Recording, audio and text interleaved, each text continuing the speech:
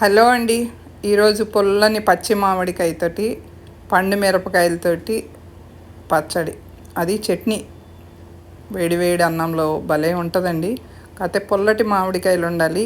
పండు మిరపకాయలు మాత్రం మీరు మార్కెట్లో తెచ్చుకున్న మన చెట్లు వేయినా సరే కొంచెం కారం కమ్మదనం ఉన్న కాయలు అయితే ఘాటు లేకుండా ఉంటే బాగుంటుంది. ఘాటు అయితే తక్కువ వేసుకోండి. డ్రై ప్యాన్లో కొంచెం మెంతులు, చాలా కొంచెం మెంతులు, ఈ మెంతుల వల్ల మంచి సువాసన వచ్చి పచ్చడి బాగుంటుంది. సగపడి వేగిన తర్వాత, సగం వేగిపోయిన తర్వాత అప్పుడు ఒక 2 స్పూన్లు నువ్వులు. ఈ నువ్వులు ఏంటంటే టేస్ట్ పెంచుతుంది, హెల్దీ కూడా. అది కమ్మని వాసన వచ్చి మామిడికాయకి దీనికి మంచి కాంబినేషన్ అండి, చాలా బాగుంటుంది.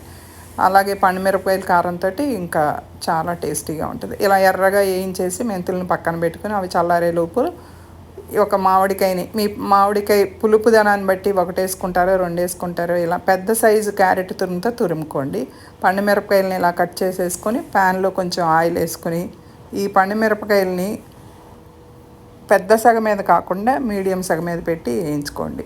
మరీ ఎర్రగా వేయించకుండా కొంచెం వేగితే చాలండి. మన మామూలు పచ్చిమిరపకాయలు వేయించుకున్నట్టే, పచ్చడికి పచ్చిమిరపకాయలు వేసుకుంటాం కదా, పచ్చిమిరపకాయలు ఎండుమిరపకాయల ప్లేస్లో మనం పండుమిరపకాయలు వేస్తున్నాం అనమాట.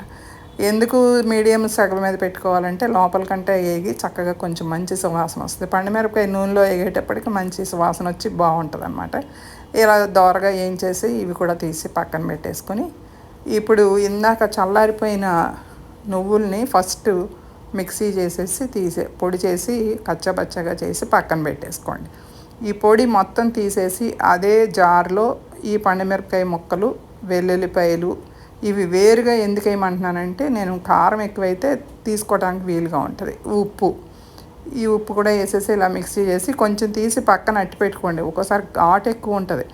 ఇప్పుడు ఈ తురుములో నువ్వుల పొడి, పండుమిరపకాయ కారం ఇవన్నీ వేసి కొంచెం ఉప్పు, మళ్ళీ ఇందాక ఒకసారి వేసాము మనం పండుమిరపకాయలో, మళ్ళీ మామిడికాయకి అన్నిటికీ సరిపడా కొంచెం ఉప్పు పడుతుందండి. బాగానే ఇలా కలిపేసుకోండి. కారం కనుక తక్కువ అనిపిస్తే పక్కన పెట్టి ఉంచుకున్న ఆ ముద్దను కలుపుకోండి. లేదు కారం సరిపోతుంది అనుకుంటే సరిపెట్టేసుకుని ఆ ముద్దను మనం దానిలోకి వాడుకోవచ్చు, ఆ పండుమిరపకాయ పేస్ట్ని. ఈ పచ్చడి కలుపుతుంటేనే తినాలనిపిస్తూ ఉంటుంది అనమాట. ఆ సువాసనతో మామిడికాయ పులుపుకి దోశలోకి, ఇడ్లీలోకి, వేడి వేడి అన్నంలోకి భలే రుచిగా ఉంటుందండి. ఫుల్ మామిడికాయ ఫుల్ విటమిన్ సి కాబట్టి అది పచ్చిది వాడుతున్నాం, చాలా హెల్దీ. అలాగే పోపు చాలా శ్రద్ధగానే పెట్టుకోవాలండి. ఈ పచ్చడే కాదు, ఏ పచ్చడికైనా ఏ చట్నీకైనా పోపు వల్లే మీ పచ్చడి రుచి పెరుగుతుంది, జాగ్రత్తగా పెట్టుకోవాలి. ఇంకో కొంచెం నేను వేస్తున్నాను, మీరు కావాలంటే వెల్లుల్లిపాయలు వేసుకోండి. పూర్తిగా చల్లారిన తర్వాత ఈ పసుపు కూడా వేసేసి చల్లారిన తర్వాత పోపు వేస్తే బాగుంటుందండి. అది ఉడికినట్టు అయిపోతుంది, లేకపోతే చాలా టేస్టీ పచ్చడి.